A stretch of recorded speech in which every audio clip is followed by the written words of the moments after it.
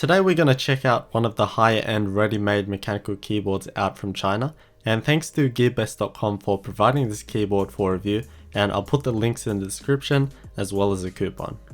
This is the GK64, but Sewino have put their brand on this specific one, which is sold on GearBest and possibly elsewhere, but I'm 99% sure it's the same in every way besides the logo.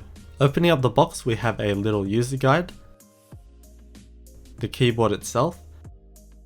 We also have the USB-C cable, which is actually pretty nice. It has a nice grey braid and a metal housing for the connector and gold plated ends. We have our key switch puller, and finally we have this pretty nice keycap puller with a key switch on top, and this is a clicky blue switch but has no brand on it. And here it is, and first impressions is that it's really solid and has some good heft to it, which is expected as it's featuring a full aluminium construction, so there's absolutely no flex to it and comes in at about 1.1 kilograms, so that's a really nice weight for a 60% sized board. The aluminium enclosure is CNC milled, but it's a bit more complex than the cheaper simple 60% aluminium cases. It is a lowish profile case, so we can see that the key switches are exposed from the sides, but the plate is a tad lower than the lip of the base. The bezels are very minimal from the top down view, and it's a simple rounded rectangular design, keeping it very compact.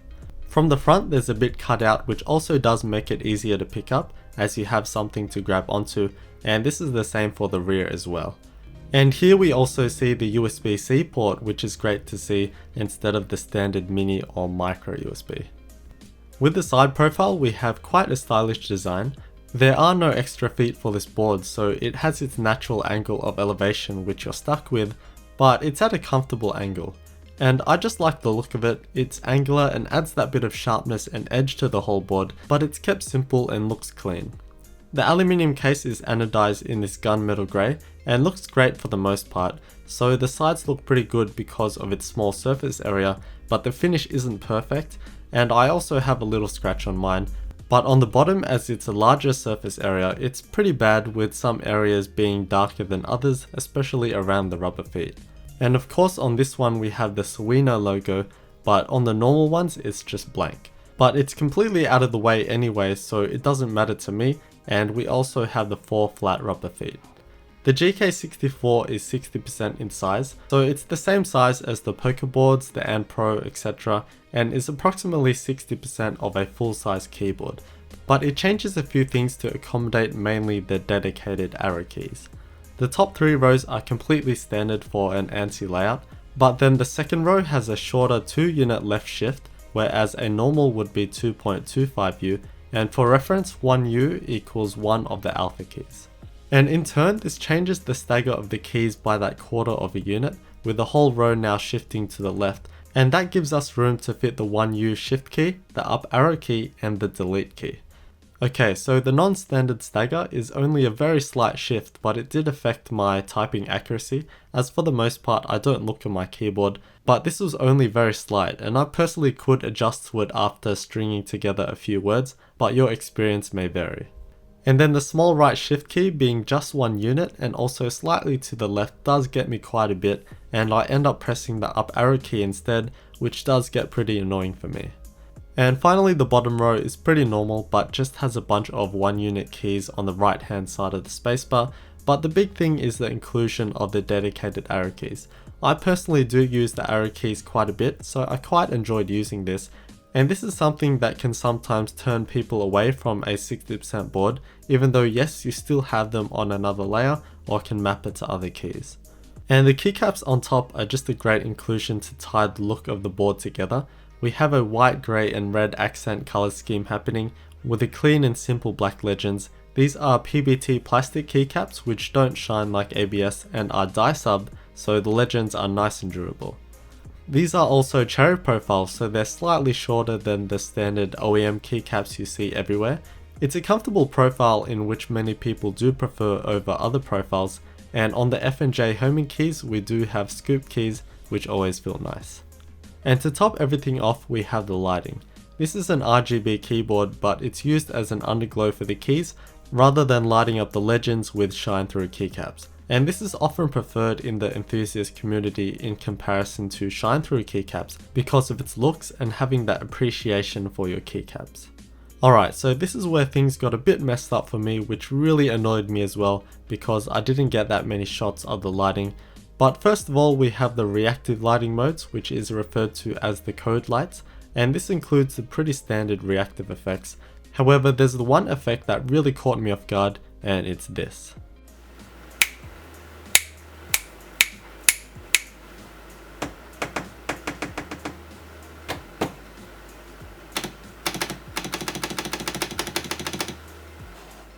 So yeah, this keyboard has a microphone under the spacebar and reacts to the sound. I also tried this just plugged straight into the wall and it still works, confirming that the mic is on the board, and it's a pretty weird feature to have, but I have to keep open-minded and perhaps someone may have a use for it. Useless for me, but certainly interesting. And then there's the full RGB lighting modes, which include stuff like the wave effect and ripple effect and all that, and this is referred to as the logic lights. But it just doesn't work anymore for whatever reason. By pressing function and backspace for 3 seconds, it's supposed to factory reset the board, but these lighting modes just don't work. And this happened after I tried to download and use the software. I don't know which version I used at the time, but the keyboard could not be detected by the software at any point. And I've tried everything with different devices and I just can't get the software to work with the keyboard. Somewhere something happened and now it's just like this, which is unfortunate. I haven't been able to find anyone else with the same problem, so as of now it looks like an isolated incident, but it has potential. But I also thought that maybe it's this specific Sewino branded GK64, and perhaps it is, and that's something to think about. So now I'm missing out on all the lighting customization, but also the key customization, and that includes all the typical macro stuff and just assigning keys in different places, and in my opinion this is quite an important feature for a 60% board as we lose a lot of that primary accessibility. Moving on though, one of the really great features of this keyboard is that the key switches are hot-swappable. On this particular one I had Cherry MX Blues until I changed most of the keys to KLBox Whites. In my opinion, this is a pretty expensive board, so you gotta step up with the key switches. Cherry MX Blues are a classic, and don't get me wrong, they're fine, but there is arguably better alternatives, and you can fill up a board like this with some other switches for not too much money. These pop out really easily by using the key switch puller and pressing the clips inwards and just pulling upwards. And you can put whatever MX style switch you want. This includes Gateron, Kale, Altimu, and all the other ones, and this is made possible by the Kale Hot-swappable sockets, which we'll see later. The great thing about Hot-swappable sockets is that there's no desoldering required, which requires opening up your keyboard and then actually having the equipment and skills to desolder the switch. So as we can see, I have a mix of key switches, and it's just so easy and pain-free to change the switches at will, and it is pretty fun as well. So here's mine with mostly KLBox Whites.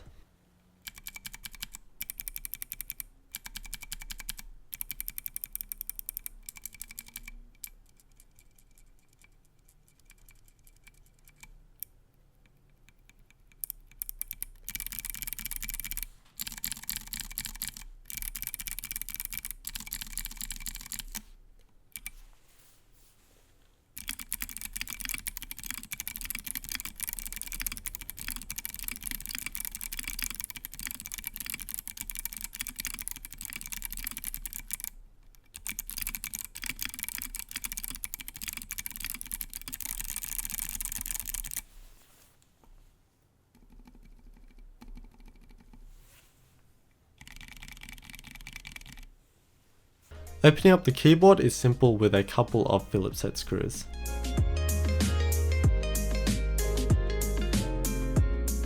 And here's the solid aluminium case, and it accounts for most of the weight at about 725 grams. And the inside finish is actually pretty clean and even, but yeah, we can see how it's been milled out by CNC, and the two furthest threads don't connect to the plate.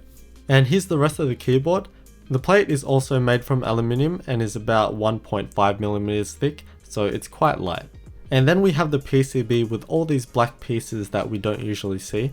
These are what make the key switches hot-swappable. These are Kale PCB sockets and are surface mounted to the PCB, so they're not like hole tights or SIP sockets that go into the normal switch pinholes. So the PCB has to specifically accommodate these sockets to use them, meaning we can't just take these off and put them onto any other board. And these just work with metal to metal contact. In the socket there are metal contacts which are pressing inwards, and the key switch pins just slip between those to create that connection. This also allows the key switches not to be super tight and are very easy to take out. This is another new product from Kailh, and I've honestly been quite impressed with what they've been doing in the mechanical keyboard market recently with their new key switches and all. And then there's the SMD LEDs rather than through hole to allow for that easy swapping of switches. So overall, it's a very appealing keyboard for those who like that 60% size, but also like their dedicated arrow keys and delete key, but also for those who just want it easy and don't want to build their own boards because of the cost of actually having the stuff to do it. With ready-built 60% boards, the big mainstream competitor would be the Poker 3 RGB from Vortex, and they're at about the same price, but this offers a different case. For me, it's nicer in how it looks, but that's a personal thing, and it's also heftier. But then you also get these keycaps which are also nicer to me, and then we have this alternative 64 key layout, and of course the hot-swappable sockets for the key switches are just a great inclusion. It makes everything so much easier as you're able to change key switches with ease. So if you wanted to try out some new key switches, then you could buy some for like 15 bucks and then chuck them in, and it's like a whole new board. Again, I have issues with mine which is super frustrating, but I haven't seen anyone else have such problems. Thanks again to gearbest.com for providing this keyboard for review, and I'll put the link in the description as well as the coupon code in case anyone is interested.